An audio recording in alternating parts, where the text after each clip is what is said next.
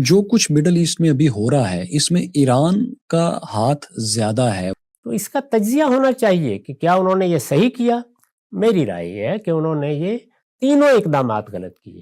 سلامتی ہے ان آنکھوں پہ جو ہدایت پہ نظریں جمائے بیٹھی ہیں، ان کانوں پہ جو ذکر خیر کے منتظر رہتے ہیں، اور ان قدموں پہ جو ہدایت کی راہ پہ گامزن ہے۔ اور بات کرنا چاہتا ہوں، آپ نے ہی کہا انٹرویوز میں، اس میں بھی اور اپنی ذاتی گفتگو میں بھی، جو آپ کے مونولوگز ہیں ان میں بھی، کہ جو کچھ مڈل ایسٹ میں ابھی ہو رہا ہے اس میں ایران کا ہاتھ زیادہ ہے۔ اس نے مرگ بر امریکہ اور مرگ بر اسرائیل، اور اس سے پہلے مرگ بر آل سعود کا بھی اس نے نعرہ لگایا، وہ بھی ہسٹری میں ہے۔ تو اس لیے یہ جو اس وقت کیوس ہے اس کا بنیادی ذمہ دار ایران ہے۔ اچھا، میں پھر وہ بات کہنا چاہوں گا کہ یہ اس کی ایک تاریخ ہے پچھلے 150 سال کی، برٹش کی اور اس کے بعد امریکہ کی، مسلسل ایران کے اندر مداخلت کی، اور مسلسل ایران کی اس کوشش کی کہ میں کسی طریقے سے حکمت عملی سے بغیر جنگ کیے معاملات کو درست کر لوں۔ پہلویز کا جو راج آیا، جو ان کی حکومت آئی، وہ اسی لیے آئی تھی کہ وہاں کے ایران کے لوگ جمہوریت مانگ رہے تھے، کچھ حقوق مانگ رہے تھے۔ اس کے بارے میں ایک موومنٹ تھی جس کو کہ رضا خان پہلوی نے پھر اس موومنٹ کے لیڈر تو نہیں تھے، لیکن اس کی وجہ سے وہ پھر اقتدار میں آئے۔ پھر ڈاکٹر مصدق کا آپ کو واقعہ پتہ ہے، 1940 کا پتہ ہے، اور اس کے بعد پھر شاہ کا دور جب ختم ہوا، تو امریکہ اور UK کی مسلسل ان کے آئل کے اوپر مداخلت ہے۔ تو ظاہر ہے جب آپ ایک قوم کو اس حد تک زچ کر دیں گے، بار بار ان کے منتخب لیڈرز کو آپ ٹاپل کریں گے، ان کے اوپر ڈکٹیٹرز کو، بادشاہوں کو آپ اس طرح سے سپورٹ کریں گے، تو وہ پھر آپ کے خلاف نعرہ ہی لگائیں گے، اور کیا کریں گے۔ اسی پر میں نے تبصرہ کیا تھا کہ اس صورتحال میں ایک بڑی کامیابی ہو گئی تھی۔ وہ بڑی کامیابی یہ تھی کہ شاہ کا تختہ الٹ گیا۔ اس سے پہلے جو چیزیں وجود پذیر ہوئیں یا جو مقاصد حاصل کرنے کی صحیح کی گئی، یا اپنے قومی وجود کو بہتر راستے پر ڈالنے کی جدوجہد کی گئی، وہ امریکہ نے اور بعض دوسری طاقتوں نے ناکام بنا دی۔ وہ چونکہ دنیا پر کسی اخلاقی اصول کے مطابق حکومت نہیں کر رہے، اسی لیے میں نے پہلے ابتدا میں آپ کو بتا دیا کہ امریکہ کو بھی میں یہی کہتا ہوں اور یہی کہوں گا کہ اگر اس نے اخلاقی اصولوں کی بنیاد پر حکومت کی ہوتی، اس کو عالمی حکومت حاصل ہو گئی تھی، حقیقت کے لحاظ سے کی ہوتی، تو آج دنیا میں اس کے لیے بڑی عزت ہوتی، بڑا وقار ہوتا، وہ دنیا میں امن کا علمبردار ہوتا، وہ بڑے ادارے وجود میں لا چکا ہوتا، اقوام متحدہ آج عالم نظم میں نہ ہوتی۔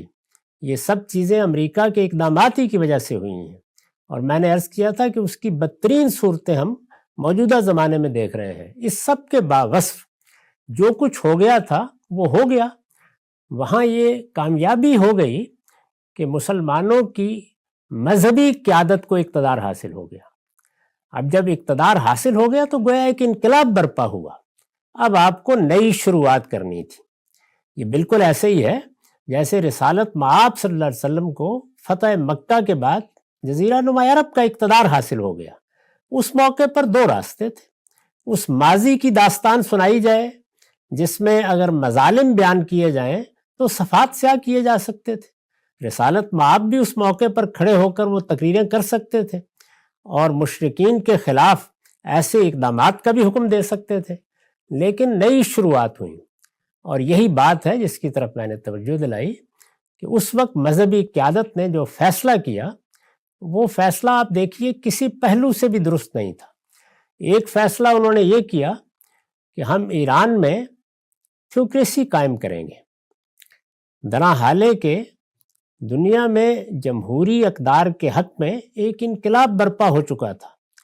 خود قرآن مجید اسی بات کو بطور اصول بیان کر چکا تھا، لیکن ان کا ایک مذہبی پس منظر تھا اور ان کی ایک مذہبی تعبیر ہے، اس کا اگر لحاظ کرنا بھی تھا تو جس طرح سے مثال کے طور پر انگلستان میں دستوری بادشاہت ہے، یعنی بادشاہ کے اختیارات بڑے محدود رکھے گئے ہیں، اس طرح کا کوئی نظام بنایا جا سکتا تھا۔ اس کے برخلاف انہوں نے جو نظام بنایا، وہ نظام اپنی ذات میں فساد رکھتا ہے، یعنی اس میں اقتدار تمام تر مذہبی رہنماؤں کی ذات میں مرتکز ہو گیا، اور صرف یہی نہیں، اس کے ساتھ ایک متوازی فوج بنا دی گئی جو پاسداران انقلاب کہلاتی ہے۔ یہ گویا اپنے قومی وجود کے خاتمے کی بنیاد تھی۔ پھر دوسرا اقدام، اور وہ یہ کہ لوگوں کے شخصی معاملات کو انہوں نے قانون کا موضوع بنا لیا.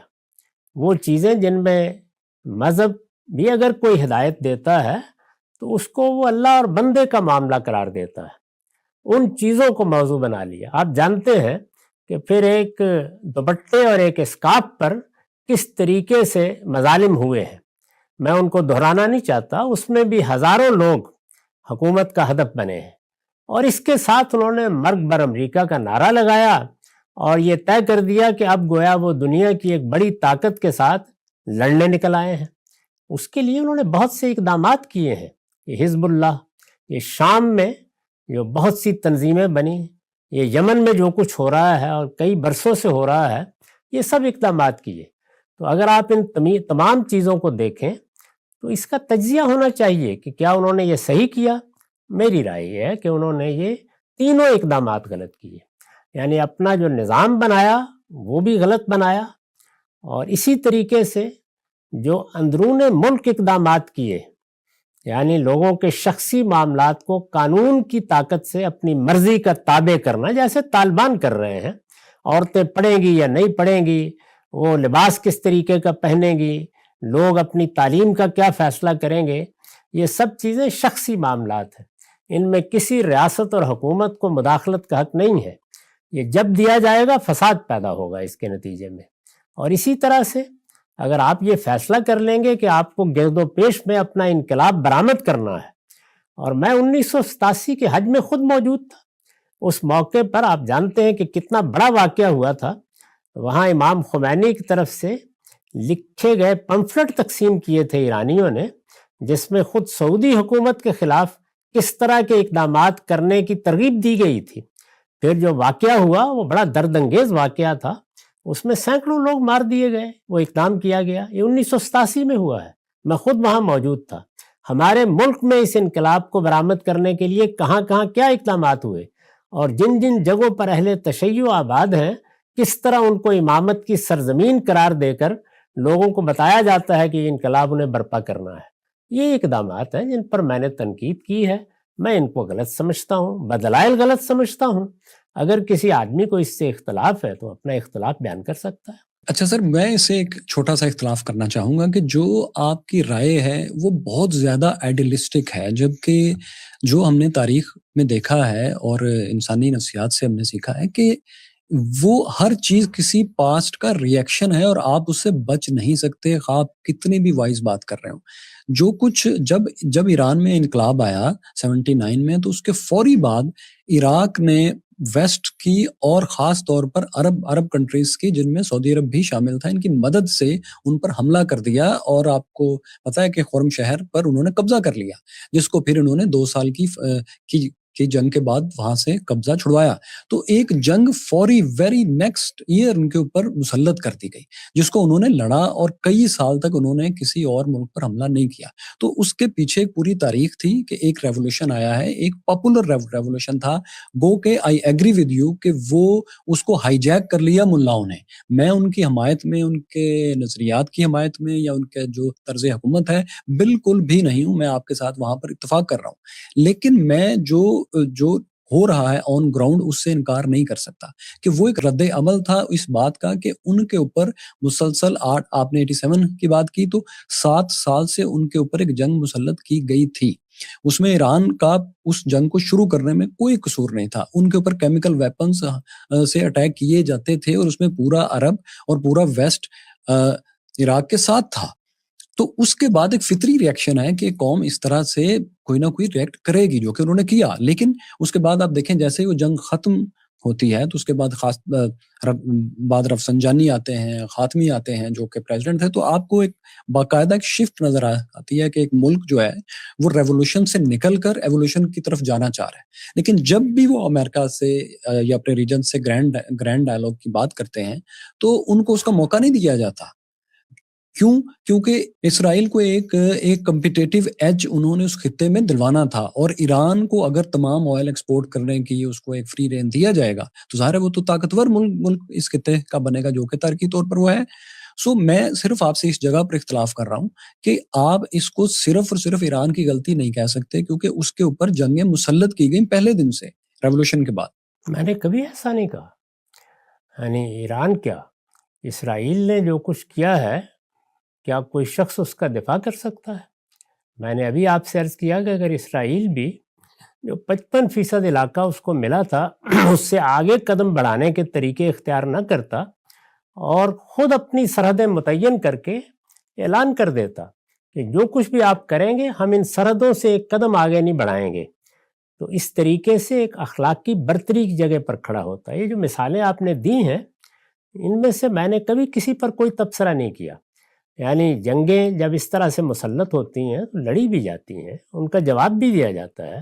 اب بھی ظاہر ہے کہ ایران پر حملہ ہوا ہے تو آپ دیکھیے، میں نے اس موقع پر کہا کہ اس حملے کے لیے جو جواز بیان کیے جا رہے ہیں وہ سب بالکل لغو ہیں، یعنی کسی قوم کی رہنماؤں کے بارے میں یہ کہنا کہ ہم ان کو ان کے گھر میں جا کر مار ڈالیں گے، یہ گنڈوں کی زبان ہے، یہ استعمال نہیں کرنی چاہیے تھی۔ اسی طریقے سے اگر یہ کہا جائے کہ ہم کسی قوم کو صفحہ ہستی سے مٹا دیں گے تو یہ کوئی ایسی چیز نہیں کہ جس کی کوئی شریف آدمی بھی تحسین کر سکے گا۔ یہ سب باتیں میں نے کہی ہیں۔